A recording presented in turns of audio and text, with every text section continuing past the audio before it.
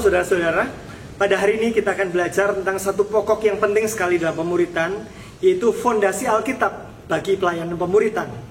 Kita bukan hanya akan belajar dari sebagian kecil dari ayat Alkitab, tetapi kita akan melihat meta narasi Alkitab, apa yang Tuhan katakan melalui firman-Nya tentang pemuritan.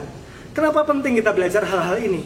Sebab kalau kita tidak memiliki keyakinan yang didasarkan pada firman Tuhan, maka kita akan mengambil keyakinan dari pertimbangan-pertimbangan pragmatis tentang pemuritan, tentang bagaimana pemuritan ini bisa menolong saya di dalam gereja saya dan seterusnya di dalam pemuritan. Dan itu yang banyak sekali dilakukan oleh banyak orang, banyak gereja. Ada gereja-gereja tertentu, persekutuan tertentu yang bersemangat melakukan pemuritan karena pertimbangan pemuritan ini bisa menjadi penambal dari ember yang bocor. Bayangkan gereja atau persekutuan seperti ember menampung banyak air jemaat itu, kemudian didapati bahwa ember itu bocor di sana sini, maka airnya keluar dan bagaimana caranya ditempel. Nah, itulah pemuritan. Kenapa jemaat pada pergi keluar? Karena mereka merasa bahwa saya butuh makanan rohani dan saya tidak mendapatkan di tempat ini. Ketika melihat gereja lain, melihat sarana online di tempat-tempat lain, kemudian tertarik dan mulai pindah ke tempat lain, mulai bocor di sana. Karena di sana mendapat makanan rohani dan di sini tidak. Sehingga gereja-gereja banyak melakukan pemuritan untuk menjadi penambal dari jemaat yang bocor. Justru yang pergi adalah jemaat-jemaat yang punya kerinduan rohani. Nah, untuk itu mereka mencari sarana-sarana pemuritan untuk melakukannya. Tapi Bapak Ibu Saudara sekalian, kalau kita melakukan pemuritan sekedar sebagai penambal, maka kita tidak akan melakukannya dengan sungguh-sungguh, dan pemuritan yang kita lakukan tidak akan menghasilkan hasil yang kita harapkan. Karena pelayanan pemuritan membutuhkan fokus, membutuhkan intensionalitas. Tidak bisa hanya sekedar fungsi penambal. Ada lagi gereja lain, saudara-saudara, yang melakukan pelayanan pemuritan dengan bersemangat, karena inilah sesuatu yang sedang tren. Ya, kita melihat tren apa pada saat ini. Kemudian banyak orang membicarakan pemuritan, maka banyak gereja yang mengubah programnya, membuat program tahunan. Tahun ini adalah tahun pemuritan misalnya. Kemudian mengubah persekutuan-persekutuannya menjadi disciple making youth ministry dan sebagainya misalnya. Saudara-saudara sekalian, pada masa-masa yang lalu tidak ada tren yang semacam ini, trennya tren bidang yang lain, dan sangat sedikit orang yang membicarakan pemuritan. Bahkan banyak pemuritan dilakukan di luar gereja, bukan di dalam gereja. Pada hari-hari ini pemuritan banyak sekali dilakukan di dalam gereja karena itu sesuatu yang sedang tren.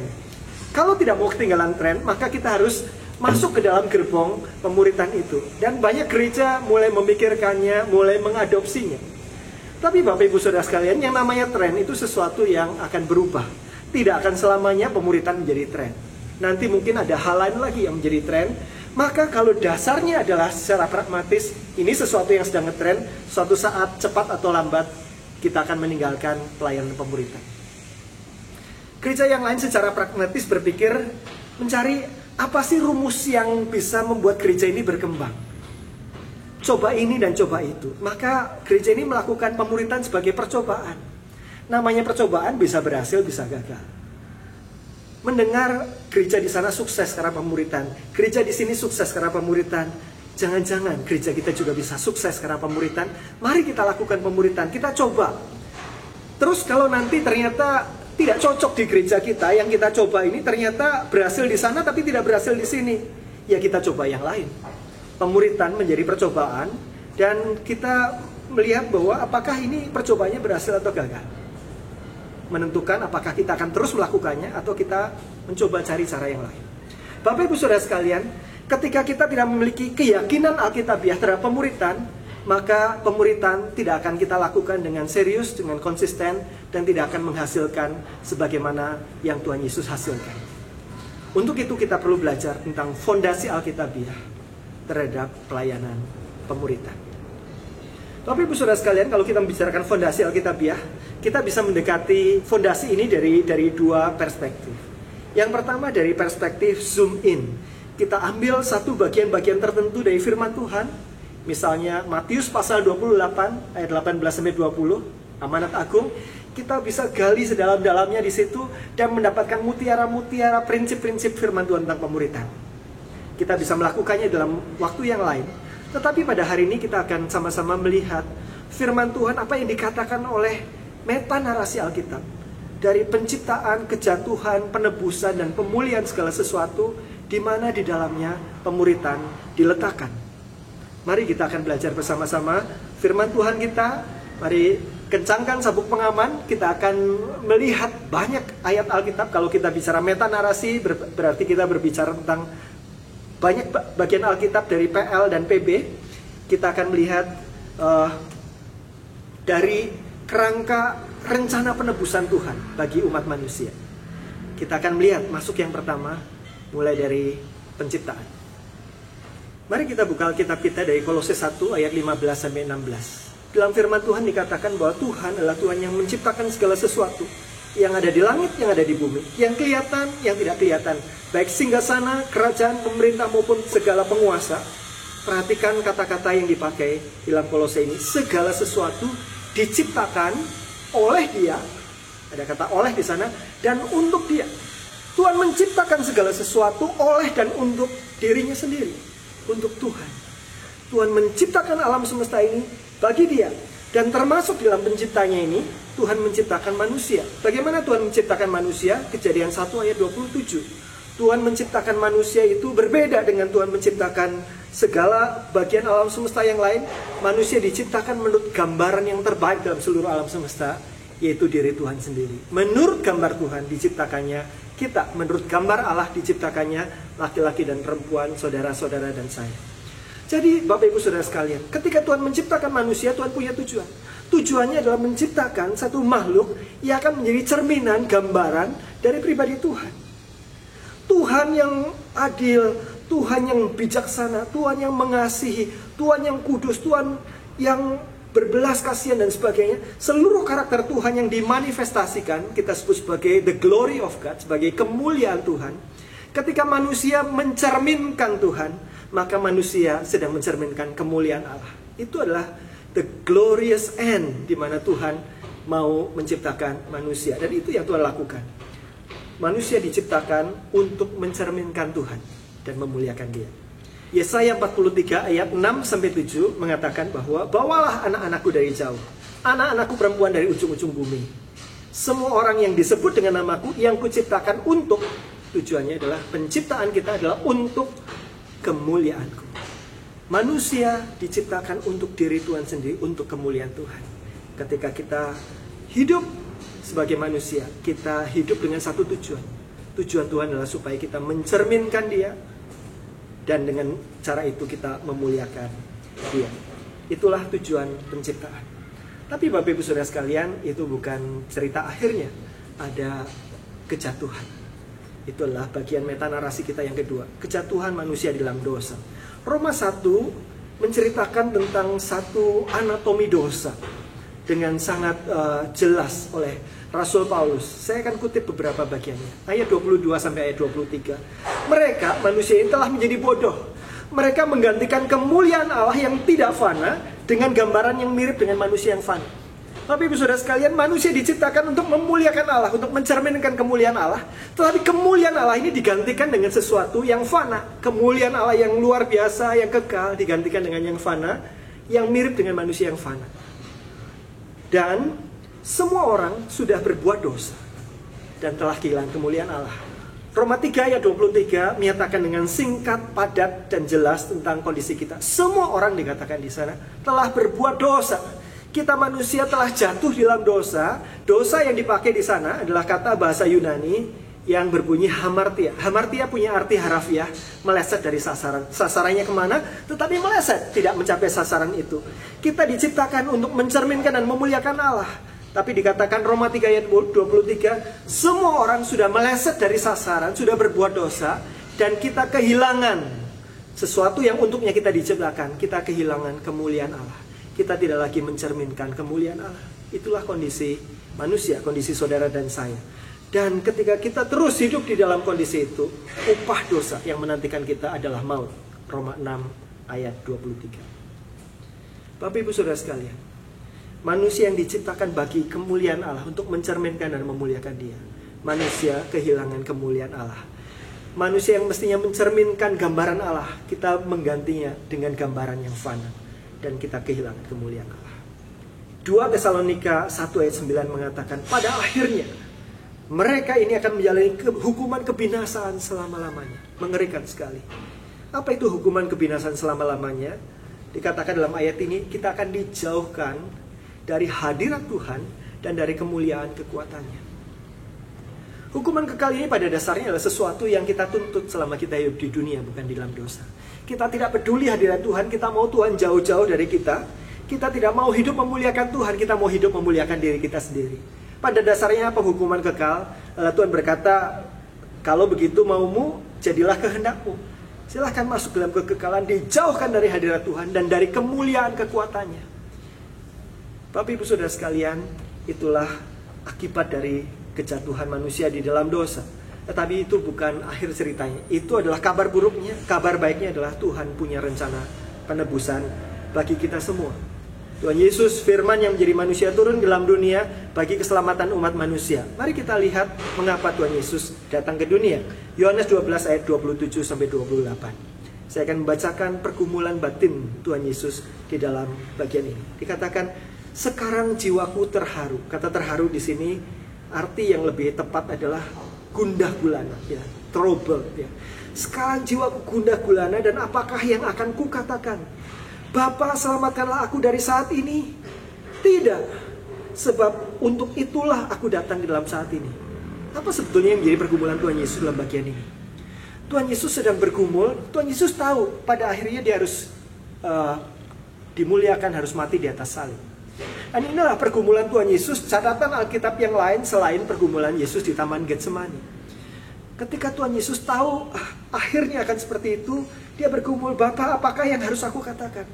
Apakah dia akan berdoa, Bapa, selamatkanlah aku dari saat ini supaya saya tidak perlu menghadapi semuanya itu? Dalam pergumulannya dia menjawab sendiri, tidak. Justru sebab untuk penderitaan itulah, untuk penebusan itulah aku datang ke saat ini. Mirip dengan Getsemani, ya. Nah, tapi perhatikan alasan kenapa dia terus menjalankan rencana penebusannya. Dikatakan di sana, sebab untuk itulah aku datang ke saat ini. Untuk apa? Bapa, muliakanlah namamu. Tuhan Yesus mati di atas kayu salib demi kemuliaan Allah. Maka terdengarlah suara dari sorga, aku telah memuliakannya dan aku akan memuliakannya lagi. Alasan utama kenapa Yesus mati di atas kayu salib bukan sekedar bagi penebusan kita supaya kita masuk surga, tetapi supaya Allah dimuliakan. Di dalam kemuliaan Allah itu ada kasih Allah yang besar. Disitulah kita diselamatkan. Bapak Ibu Saudara sekalian, Kristus disalib bagi kemuliaan Tuhan. Rasul Paulus memiliki perspektif yang sama dengan itu ketika dia menulis Roma 15 ayat 8-9. Dikatakan, saya bacakan firman Tuhan, yang aku maksudkan ialah bahwa oleh karena kebenaran Allah, Kristus telah menjadi pelayan orang-orang yang bersunat, artinya orang-orang Yahudi, untuk mengokohkan janji yang telah diberikan kepada nenek moyang kita, dan untuk memungkinkan bangsa-bangsa di sini adalah orang-orang bukan Yahudi, Gentiles, bangsa-bangsa lain. Saudara, di sini ada orang Yahudi. Kalau tidak, kita masuk dalam bagian yang kedua ini, untuk memungkinkan bangsa-bangsa, saudara dan saya, untuk apa? Supaya mereka memuliakan Allah karena rahmat. Sesuatu yang tadinya tidak bisa kita lakukan ketika kita masih ada di dalam belenggu dosa. Kita tidak lagi memancarkan kemuliaan Allah, kita tidak lagi hidup mencerminkan Allah. Tetapi penebusan Kristus memungkinkan kita menjadi kembali hidup memuliakan Allah sebagaimana Allah maksudkan sejak awal. Penebusan kita bukan sekedar supaya kita punya jaminan tiket gratis masuk surga, tetapi supaya kita punya kesempatan hidup bagi kemuliaan Allah. Sesuatu yang tidak dimungkinkan sebelumnya. Mari kita lanjutkan. 1 Korintus 6 ayat 20. Satu ayat yang singkat tapi menggambarkan tentang siapa kita sesudah kita diselamatkan. Sebab kamu telah dibeli, harganya telah lunas dibayar. Karena itu yang paling masuk akal untuk kita jalani dalam kehidupan kita adalah muliakanlah Allah dengan tubuh. Kita yang mestinya mendapat bagian dari penghukuman kekal itu. Kita yang mestinya setiap bangun tidur kita tidak punya alasan untuk melanjutkan hidup kita. Karena apa? At the end of the day, akhirnya kita masuklah penghukuman kekal. Tetapi karena kita ditebus oleh darah yang mahal, kita bisa melanjutkan hidup kita. Karena itu, hidup kita ini yang sudah dibeli dan lunas dibayar itu, satu-satunya yang paling masuk akal untuk kita isi kehidupan yang sudah ditebus ini adalah hidup memuliakan Allah. Manusia ditebus supaya hidup kita bisa memuliakan Allah. 2 Korintus 3 ayat 18 menceritakan bagaimana kita memuliakan Allah. Dan kita semua mencerminkan kemuliaan Tuhan dengan muka yang tidak berselubung. Itu tujuannya. Dan karena kemuliaan itu datangnya dari Tuhan yang adalah roh, maka kita diubah menjadi serupa dengan gambarnya. Perhatikan kata ini, kita ketemu lagi, serupa dengan gambarnya. Kita diciptakan serupa dengan gambarnya, supaya kita diubah menjadi serupa dengan gambarnya dalam kemuliaan yang semakin besar. Kita tidak serta-merta berubah menjadi orang yang tadinya melawan Tuhan, menjadi orang yang hidup memuliakan Tuhan. Tetapi kita diubah dari kemuliaan kepada kemuliaan kepada kemuliaan, semakin mencerminkan gambar Allah, mencerminkan kemuliaan Allah. Kita mengingat istilah ini di dalam Kejadian, di dalam Roma tadi, kita menggantikan gambaran Allah. Kita kehilangan kemuliaan Allah, tapi kita dimungkinkan oleh penebusan itu. Mari kita lanjutkan. Kolose 3 ayat 9 sampai 10. Kamu telah menanggalkan manusia lama serta kelakuannya, dan telah mengenakan manusia baru, perhatikan, yang terus-menerus diperbaharui. Ya, tadi kita ketemu dari kemuliaan kepada kemuliaan. Kita terus-menerus diperbaharui untuk menjadi seperti apa? Untuk memperoleh pengetahuan yang benar menurut gambar Khaliknya, gambar penciptanya. Kita ditebus supaya kita kembali mencerminkan gambar Allah, dan supaya hidup kita kembali memuliakan Allah. Sehingga kita bisa membaca di dalam ayat yang sangat sering dikutip di dalam tulisan Paulus kepada jemaat di Roma, Roma 8 ayat 28 dan 29. Dikatakan, kita tahu sekarang kita tahu apa? Bahwa Allah turut bekerja di dalam segala sesuatu untuk mendatangkan kebaikan bagi mereka yang mengasihi Dia. Kita tahu bahwa Allah itu tidak hanya menciptakan kemudian tinggal diam dan menantikan kita pada akhirnya, tetapi Allah adalah Allah yang turut bekerja dalam hidup saudara dan saya pada saat ini juga. Tuhan turut bekerja untuk apa? Untuk mendatangkan kebaikan.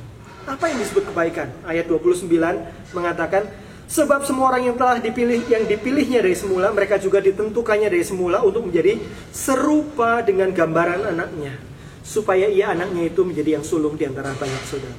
Jadi kebaikan yang dimaksud oleh Tuhan di dalam Roma 8 ayat 28-29 adalah segala sesuatu yang membuat kita semakin serupa dengan gambaran anaknya, serupa dengan Kristus.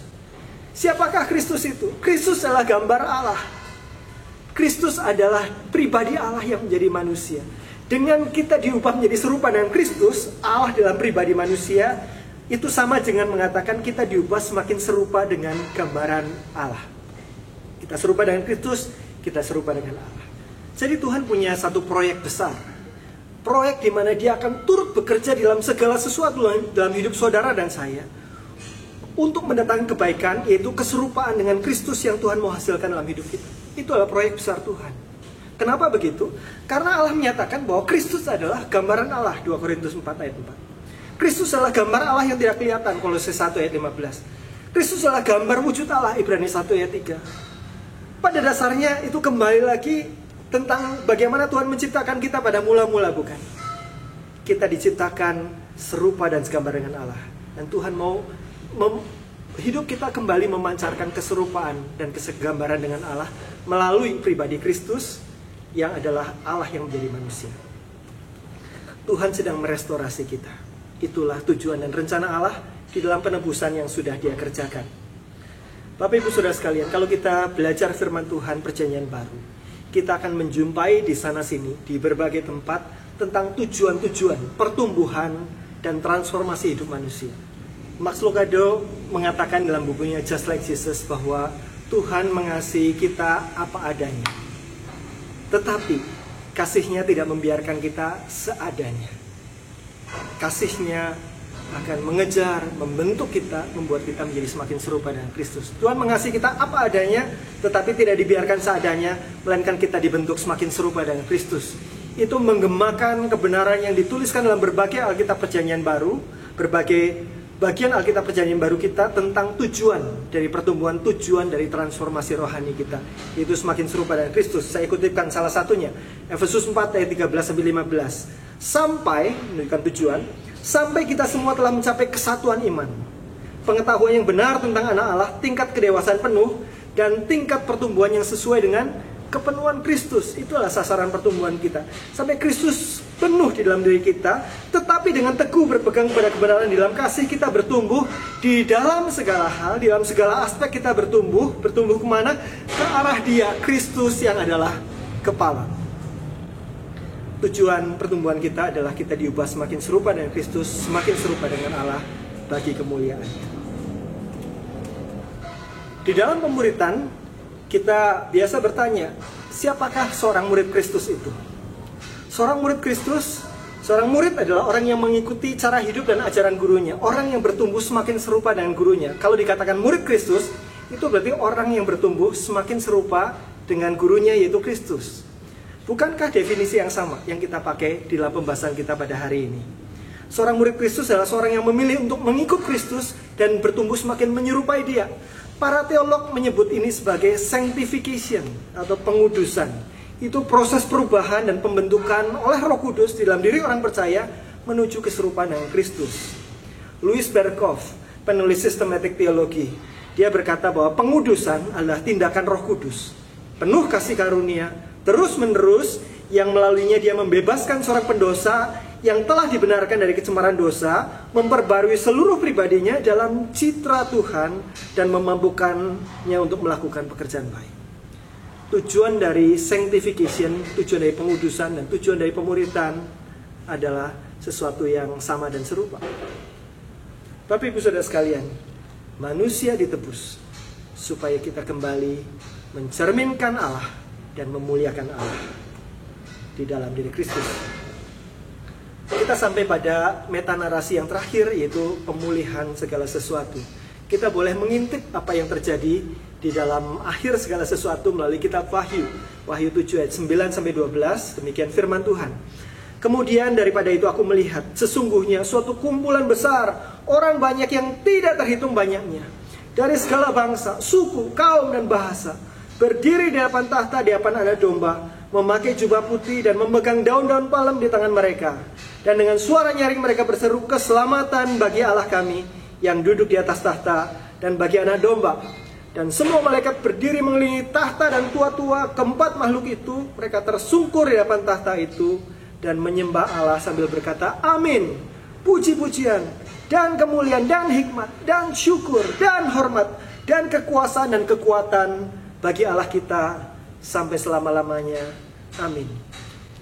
Tapi Ibu Saudara sekalian, itulah akhir dari seluruh perjalanan hidup manusia. Kita akan berjumpa muka dengan Tuhan, bersama-sama dengan orang tebusan dari segala suku, bangsa, kaum, dan bahasa. Kita akan memuji dan memuliakan Allah karena rahmat-Nya. Kita yang sudah ditebus, kita akan memuliakan Tuhan selama-lamanya. Wahyu 21, kota itu penuh dengan kemuliaan Allah di dalam langit yang baru dan bumi yang baru ini. Penuh dengan kemuliaan Allah. Cahayanya sama seperti permata yang paling indah bagikan permata yaspis, jernih seperti kristal. Dan aku tidak melihat bait suci di dalamnya. Kenapa? Sebab Allah, Tuhan yang Maha Kuasa adalah bait sucinya. Demikian juga Anak Domba itu. Dan kota itu tidak perlu matahari dan bulan. Kenapa? Sebab kemuliaan Allah meneranginya, dan Anak Domba itu adalah lampunya. Bapak Ibu Saudara sekalian, yang terindah dan terbaik di surga kekal nanti adalah Allah dan kemuliaannya. Kemuliaan Allah akan melingkupi, menutupi, menudungi segala sesuatu. Bapak Ibu Saudara sekalian, kita menantikan waktu itu. Di dalam dunia ini, kita hanya bisa mengenal Allah seperti dari cermin yang kabur dan samar-samar. Ada lebih banyak tentang Allah daripada yang dapat kita kenali dalam kehidupan kita di tengah-tengah dunia ini. Tetapi Bapak Ibu Saudara sekalian, firman Tuhan mengatakan bahwa suatu saat kita akan berjumpa dengan Tuhan muka dengan muka. 1 Korintus 13 ayat 12. Karena sekarang kita melihat dalam cermin suatu gambaran yang samar-samar. Siapa Tuhan samar-samar kita kenali sekarang, tetapi nanti kita akan melihat muka dengan muka. Sekarang aku hanya mengenal dengan tidak sempurna, tetapi nanti aku akan mengenal dengan sempurna seperti aku sendiri dikenal. Bapak Ibu bisa membayangkan konsekuensi dari ayat ini. Kita akan berjumpa dengan Tuhan dan pengenalan kita akan dipenuhkan tentang Tuhan. Kita akan melihat berhadapan dengan Tuhan dalam kasih yang selama ini kita hanya kenali dengan samar. Maka kita melihat Tuhan yang Maha Kasih itu. Tuhan yang maha kudus itu, Tuhan yang maha adil, Tuhan yang maha benar, Tuhan yang maha bijaksana itu. Di hadapan pribadi yang demikian yang bisa kita kenal, maka yang ingin kita lakukan adalah menyembah Dia, memuliakan Dia, melayani Dia.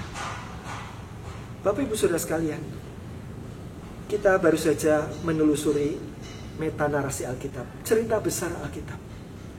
Apa yang bisa kita simpulkan di dalam? Yang pertama, di dalam penciptaan, manusia diciptakan untuk mencerminkan Allah sesuai dengan gambarnya dan untuk memuliakan Allah. Itu tujuan kita diciptakan. Tetapi kita berbuat dosa. Kita yang diciptakan untuk mencerminkan dan memuliakan Allah, kita sudah berbuat dosa dan kehilangan kemuliaan Allah itu. Kita sudah menggantikan kemuliaan Allah itu. Tetapi itu bukan akhir ceritanya. Kabar baiknya adalah ada penebusan. Penebusan itu membuat kita yang mestinya ada di dalam kekekalan tanpa kehadiran Allah, kita kembali ditebus, kita kembali dimungkinkan untuk hidup memuliakan Allah, dari kemuliaan kepada kemuliaan kepada kemuliaan. Sampai suatu saat akhirnya nanti kita akan ada dalam pemulihan segala sesuatu, di mana seluruhnya hidup kita akan memuliakan Allah, mencerminkan Allah. Lihat tema besar Alkitab. Dan kita ada dalam masa di mana kita sudah mengalami penebusan Tuhan, menantikan pemulihan segala sesuatu. Agenda besar kita sebagai gereja Tuhan adalah pengudusan. Kita diubah dari kemuliaan kepada kemuliaan, semakin mencerminkan Tuhan. Dan bukankah ketika kita sedang membicarakan hal-hal ini, kita sedang membicarakan pemuritan? Karena tujuan pemuritan adalah kita sedang menolong orang-orang untuk semakin serupa dengan Sang Guru, yaitu Kristus. Semakin serupa dengan Kristus, yang artinya semakin serupa dengan Allah. Pengudusan, pemuritan adalah hal yang sama. Roma 11 ayat 36 mengatakan tujuan kita dan siapa kita. Sebab segala sesuatu adalah dari Dia, oleh Dia, dan kepada Dia. Bagi Dialah kemuliaan sampai selama-lamanya. Hidup manusia adalah hidup untuk mencerminkan dan memuliakan Allah. Dan untuk itulah kita dipanggil oleh Tuhan Yesus. Pergilah, jadikanlah segala bangsa, semua bangsa itu muridku. Orang-orang yang serupa dengan Kristus. Kita diminta untuk memuridkan segala suku bangsa sampai Tuhan datang kembali. Paulus memiliki motivasi besar dalam hidup dan pelayanannya. Kolose 1 ayat 28 dan 29 mengatakan, Dialah Kristuslah yang kami beritakan. Apabila tiap-tiap orang kami nasihati, tiap-tiap orang kami ajari dalam segala hikmat, untuk menuntun tiap-tiap orang kepada apa? Kepada kesempurnaan di dalam Kristus. Itu gairah kerinduan Paulus. Paulus mau supaya menolong setiap orang bertumbuh, tiap-tiap orang bertumbuh semakin mengalami kepenuhan di dalam Kristus. Bukankah itu tujuan pemuritan? Membuat orang-orang sama seperti Kristus, menjadi menolong orang-orang bertumbuh dalam segala hal karena Kristus. Paulus mengatakan, itulah yang kuusahakan, itulah yang kupergumulkan dengan segala tenaga, sesuai dengan kuasanya yang bekerja dengan kuat di dalam aku. Sinclair Ferguson menanyakan demikian, bagaimana kita bisa membawa kemuliaan bagi Tuhan? Jawaban singkat Alkitab adalah dengan bertumbuh semakin serupa dengan Kristus. Pemuritan adalah menolong orang-orang untuk melakukan hal tersebut, supaya Allah dimuliakan melalui hidup yang diubahkan menjadi semakin serupa dengan Kristus di antara segala suku bangsa di dunia.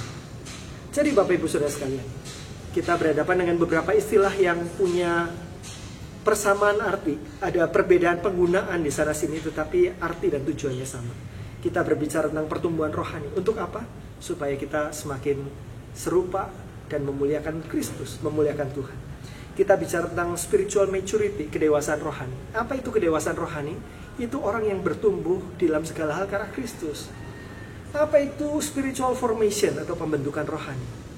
Itu segala usaha yang dilakukan untuk menolong seseorang semakin mencerminkan siapa Kristus dan memuliakan Tuhan. Apa itu sanctification? Saudara-saudara bisa menyebutkannya. Pengudusan. Apa itu discipleship? Kemuritan. Apa itu disciple making? Pemuritan. Semua membicarakan satu tema yang sama. Temanya adalah, yaitu hidup kita adalah hidup untuk mencerminkan Tuhan dan hidup untuk memuliakan Tuhan. Jadi ketika kita belajar Alkitab, kita melihat bahwa pertumbuhan seseorang untuk semakin serupa dengan Tuhan dan hidup memuliakan Tuhan itu bukan ada dalam pinggiran dalam Alkitab, tetapi itu adalah merupakan tema sentral di dalam seluruh Alkitab. Kalau itu adalah tema sentral Alkitab, mestinya menjadi tema sentral bagi gereja Tuhan. Tema sentral bagi hidup Paulus mestinya menjadi tema sentral bagi hidup kita. Sesuatu yang kita usahakan dan pergumulkan dengan segala tenaga, sesuai dengan kuasanya yang bekerja dengan kuat di dalam diri kita. Jadi Bapak Ibu Saudara sekalian, ketika kita membicarakan tentang pemuritan, kita bukan berbicara tentang sesuatu yang mungkin berguna, maka mari kita lakukan. Sesuatu yang mungkin bisa membuat gereja kita bertumbuh, karena sesuai dengan tren dan sebagainya. Tetapi itu adalah suatu fondasi Alkitabiah, sesuatu yang Tuhan sedang kerjakan di dalam penciptaan, kejatuhan, penebusan, dan pemulihan segala sesuatu. Sesuatu yang sangat sentral. Jadi pemuritan adalah sesuatu panggilan sentral bagi gereja Tuhan untuk masuk di dalam agenda Tuhan. Apapun yang terjadi, kita perlu mengusahakan supaya tiap-tiap orang bertumbuh dalam segala hal, semakin mencerminkan Tuhan dan hidup memuliakan Tuhan. Nah, itulah yang kita sebutkan sebagai pemuritan. Pada akhir ini saya akan bertanya pada Bapak Ibu Saudara sekalian, apakah pemuritan merupakan sesuatu yang bersifat pilihan atau sesuatu yang sentral dalam tugas dan panggilan saudara dan gereja saudara? Jawaban terhadap pertanyaan ini akan mempengaruhi setiap keputusan yang akan kita ambil sebagai pemimpin gereja, sebagai pelayan Tuhan. Jawaban terhadap hal ini akan mempengaruhi komitmen-komitmen dan prioritas-prioritas kegiatan yang akan kita lakukan, apa yang kita lakukan dan tidak lakukan. Jawaban terhadap pertanyaan ini akan menentukan apakah kita akan mencurahkan sumber daya dan sumber dana bagi terjadinya pemuritan di tempat kita. Pemuritan bukan hanya menjadi satu eksperimen, dicoba dilakukan, kalau berhasil kita teruskan, tidak berhasil kita tinggalkan. Tapi sesuatu yang kita pergumulkan, apapun resikonya, berapapun harganya, karena itu adalah identitas dan panggilan kita. Tuhan memberkati.